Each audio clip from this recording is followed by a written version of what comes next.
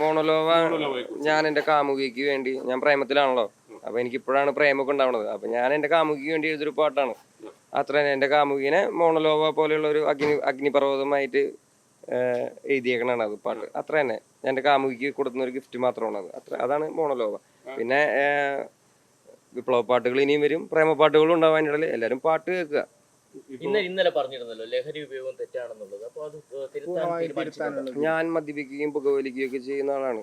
ഞാൻ ഇവിടെ ഗവൺമെന്റ് വെക്കുന്ന മദ്യമാണ് ഞാൻ വാങ്ങിക്കുടിക്കുന്നതും പുകവലിക്കുന്നതും ഒക്കെ. അപ്പൊ പിന്നെ ഇത് ഞാൻ അതുകൊണ്ടൊരു മോശപ്പെട്ട മനുഷ്യനാണോ എന്ന് എനിക്ക് അറിയാൻ പാടില്ല. ആ സാധനം ഞാൻ കള്ളുകുടിക്കുകയും വലിക്കുകയൊക്കെ ചെയ്യുന്ന കാരണം എന്നെ കാണുന്ന കൊച്ചുമക്കളൊക്കെ ഇൻഫ്ലുവൻസ്ഡ് ആവുന്നുണ്ട്. അപ്പൊ എനിക്ക് ഒരു ഇതുള്ളത് ഈ മക്കൾ ഇൻഫ്ലുവൻസ് ആവുന്ന കാര്യം മാത്രമാണ്. അപ്പൊ അതിനാണ് ഞാൻ ഇന്നലെ പറഞ്ഞത്, എന്നെ കണ്ട് ആ കാര്യത്തിൽ എന്നെ കണ്ട് ഇൻഫ്ലുവൻസ് ആവരുത്. അത്ര തന്നെ എനിക്ക് പറയുള്ളൂ. അതിനകത്ത് സന്ദേശം നൽകാൻ സമൂഹത്തിന് അങ്ങനെ ഒരു ഞാൻ പറഞ്ഞല്ലോ, ഇത് ബാഡ് ഇൻഫ്ലുവൻസ് ആണ്.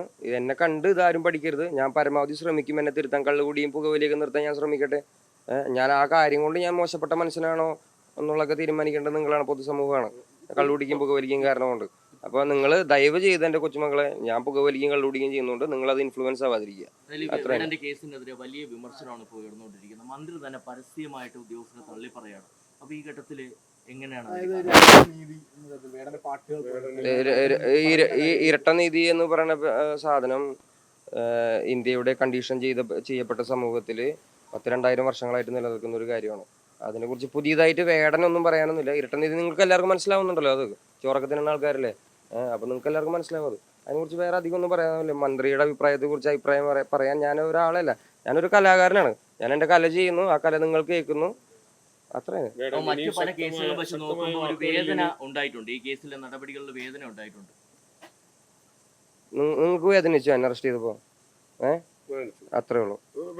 ശക്തമായ വാക്കുകളിൽ ഇനിയും പാട്ടുകൾ വരും. എന്റെ ജോലിയാണല്ലോ മാഷേ അത്, പാട്ട് എഴുതുക. ഞാൻ വേടൻ എന്ന് പറയുന്ന ഒരു വ്യക്തി ഒരു പൊതു സ്വത്താണ്. വേടൻ ഒരു കലാകാരൻ പൊതു സ്വത്താണ്. ഒരു കലാകാരൻ രാഷ്ട്രീയത്തെക്കുറിച്ചും അവന്റെ ചുറ്റുപറ്റും നടക്കുന്ന കാര്യങ്ങളെ കുറിച്ച് സംസാരിക്കേണ്ട ആള് തന്നെയാണ്. അതെന്റെ ജോലിയാണ്. അത് ഞാൻ മര്യാദയ്ക്ക് ചെയ്യുന്നുണ്ട്. എനിക്ക് നല്ല ഉറക്കം വരുന്നുണ്ട് രാത്രി അത് ചെയ്യുന്ന കാരണം. അപ്പോ അത്രേ ഉള്ളൂ മാഷെ. അതെന്റെ ജോലിയാണ്. എഴുതി പാടുക എന്ന് പറയുന്നത് എന്റെ ജോലിയാണ്.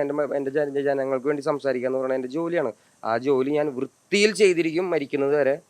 അതാണ് എന്റെ ജോലി. ഒപ്പം തന്നെ സമൂഹത്തോട് എന്താണ് പറയാനുള്ളത്? എന്തായാലും നേരത്തെ പറഞ്ഞതുപോലെ കുഞ്ഞുമക്കളോട് തന്നെ വേറെ ഇഷ്ടപ്പെടുന്ന അമ്മമാരുണ്ട്, അച്ഛന്മാരുണ്ട്, അവരോടൊക്കെ എന്താ ഈ ഇരട്ടനീതിയും സമൂഹത്തിലുള്ള ആൾക്കാര് എല്ലാവരും തുല്യരല്ല എന്നുള്ള കാര്യം നിങ്ങൾക്ക് മനസ്സിലാവുന്നുണ്ടല്ലോ. ആ മനസ്സിലാക്കല് ഉണ്ടായിരിക്കട്ടെ എപ്പോഴും. നമ്മളാരും തുല്യരല്ല. ഇത് ഭയങ്കര വിവേചനപൂർണമായിട്ടുള്ളൊരു സമൂഹമാണ് നമ്മുടെ. അപ്പോൾ ആ വിവേചനങ്ങളൊക്കെ ഉള്ളൊരു സ്ഥലമാണ്. നമ്മളാരും ഒന്നല്ല എന്നുള്ളൊരു സാധനമാണ് ഇവിടെ ഉള്ളത്. നമ്മളെ എല്ലാവരും ലൈക്ക്